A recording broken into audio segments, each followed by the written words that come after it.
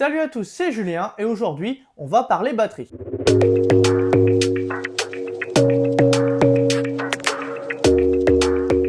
C'est un sujet qui est très important aujourd'hui sur nos smartphones, la batterie. Je vais vous dire ce qu'il faut faire et ce qu'il ne faut pas faire avec sa batterie, avec son téléphone pour préserver la durée de vie, la longévité de votre smartphone et de celle-ci. Je vais couper la vidéo en deux parties. La première partie sera les astuces pour prolonger l'autonomie de votre batterie quotidienne et la seconde partie ce sera pour prolonger la durée de vie dans le long terme de votre batterie. Déjà avant de commencer, sachez qu'il n'est plus obligatoire de décharger complètement son téléphone après une première utilisation quand vous venez d'acheter votre smartphone. Nous n'avons plus les batteries à effet de mémoire comme on retrouvait il y a une dizaine d'années où il fallait vider complètement la batterie de son téléphone pour que le téléphone sache à quel niveau était le 0% et le 100%. On a aujourd'hui sur nos smartphones des nouvelles batteries lithium-ion qui n'ont plus besoin d'être vidées complètement avant utilisation. Pour cette première partie, je vais vous donner des astuces de batterie uniquement pour iPhone. Première astuce pour préserver l'autonomie de votre iPhone, on va dans Réglages, on descend un petit peu, on va dans Siri et Recherche,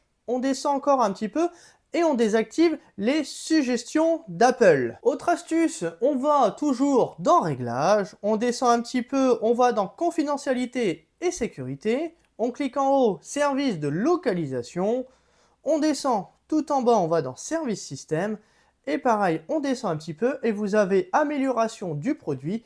On désactive également tout. On peut aussi désactiver les partages d'analyse à Apple pour améliorer leurs produits. Donc on reste toujours dans les réglages, on va dans confidentialité et sécurité, on va descendre un petit peu et on va aller dans analyse et amélioration.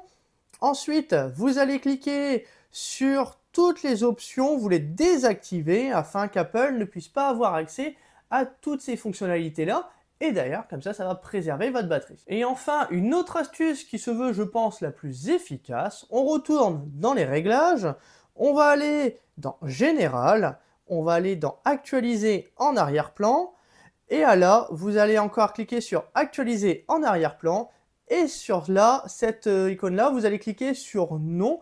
Ça va éviter que certaines apps utilisent le rafraîchissement de leur application en arrière-plan alors que vous n'en avez pas besoin. C'est peut-être l'astuce la plus efficace pour préserver l'autonomie de votre smartphone. Pour la deuxième partie, toutes les informations que je vais vous donner sont valables pour tous les smartphones, quelle que soit la marque. Avant de commencer la deuxième partie, vous pouvez accéder au nombre de cycles que votre iPhone a effectué. Pour cela, il suffit d'aller dans les réglages, vous descendez un petit peu, vous allez dans Général, puis tout en haut, Information, et enfin vous descendez tout en bas et vous avez la possibilité de voir sur votre batterie la date de fabrication mais également le comptage de cycles. Pour voir ceci, il vous faut un iPhone 15 au minimum, toutes les versions ultérieures ne le proposent pas malheureusement. La meilleure plage d'utilisation de votre téléphone en termes de batterie, ça va être de le recharger entre 20 et 80%. En effet, il faut mieux éviter de descendre sous les 20%, mais également aussi d'aller le recharger au-delà des 80%. Il faut mieux rester entre ces deux limites. Si ça vous arrive à le dépasser, il n'y a rien de grave,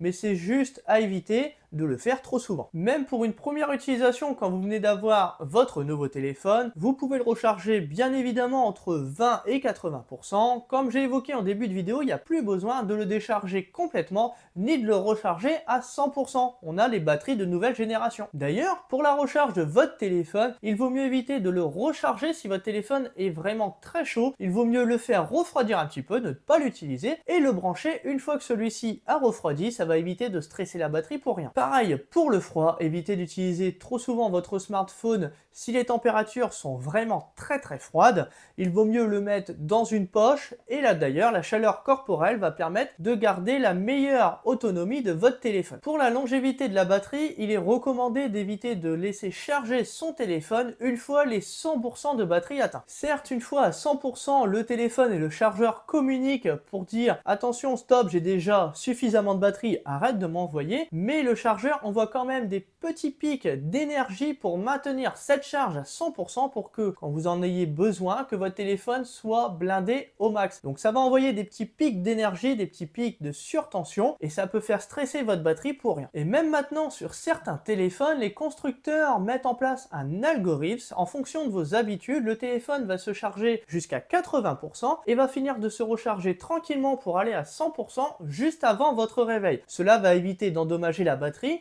en envoyant justement ces petits pics d'énergie supplémentaires qui vont stresser votre batterie. Utilisez également un chargeur de bonne qualité, évitez les chargeurs premier prix qui vont endommager votre batterie, parce qu'un chargeur de bonne qualité va permettre d'échanger des informations entre le chargeur et le téléphone et cela ne va pas endommager votre batterie. Et d'ailleurs, ces chargeurs de qualité vont optimiser la recharge sans perte d'énergie. Autre petite astuce, il est aussi recommandé d'éviter d'utiliser son téléphone en même temps qu'il recharge, notamment si vous jouez à un jeu, parce que ça va faire fonctionner le processeur et le faire chauffer beaucoup plus. Donc il faut mieux le laisser un petit peu en repos, ne pas y toucher, pour optimiser d'ailleurs cette recharge. La charge rapide n'est pas non plus néfaste pour les smartphones, parce que le chargeur va envoyer un maximum d'énergie au début de la recharge et va tout doucement se réduire pour éviter d'abîmer cette batterie en envoyant beaucoup d'énergie à la fin de la charge. D'ailleurs, la marque Oppo utilise 2 batteries dans ses téléphones, je ne sais pas s'ils le font encore aujourd'hui, mais la première batterie prenait toute la charge rapide dedans et se vidait dans la seconde afin de préserver la principale et ne pas l'abîmer. Concernant la recharge sans fil, ça reste efficace, mais il y a une déperdition d'énergie puisque ça met beaucoup plus de temps. Ça n'abîme pas forcément plus la batterie, mais côté écologique, c'est sûr que la recharge n'est pas parfaitement optimisée. Pour améliorer la recharge sans fil, on peut également retirer la coque de son téléphone, ça permet d'être plus près du chargeur et d'optimiser cette recharge. Autre petite information, si vous prévoyez de stocker votre téléphone parce que vous n'allez pas vous en servir pendant un moment, il est recommandé de le recharger à environ 50%